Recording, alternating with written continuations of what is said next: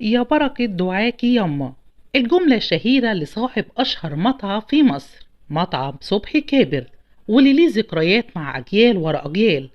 النهاردة مطعم صبحي كابر ترند وحديث الناس كلها، مش بسبب أكله ولا عروضه ولا شهرته، لكن بسبب الخبر اللي زعل ناس كتير قوي: غلق مطعم صبحي كابر.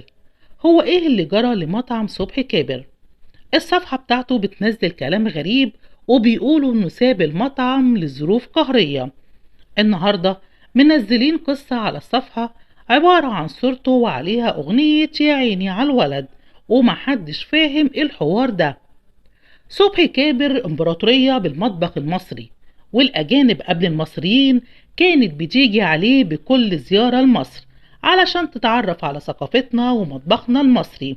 يتقفل ليه فجأة وبدون إنذار ولا شواهد على كده؟ أعلن مطعم صبحي كابر بيع محله، ورد المطعم بتعليق على متابع وقال له: تم بيع المطعم لظروف قهرية.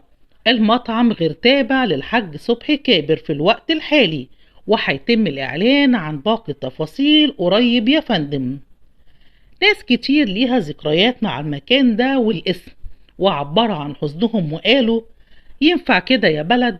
حتى مطعم صبحي كابر، التاريخ والعظمة من حيث الجودة والطعم والخدمة، اتحارب واتباع المطعم خلاص. أكيد مجبر على ده، وأكيد في تفاصيل كتير لإنهاء قصة أشطر حد في مجاله لصالح ناس تانية. للأسف انتهت أجمل قصة عشناها مع أيام الحارة القديمة، وسنين من العظمة والجودة مع راجل عصامي بدأها من الصفر لوحده. يا خسارة.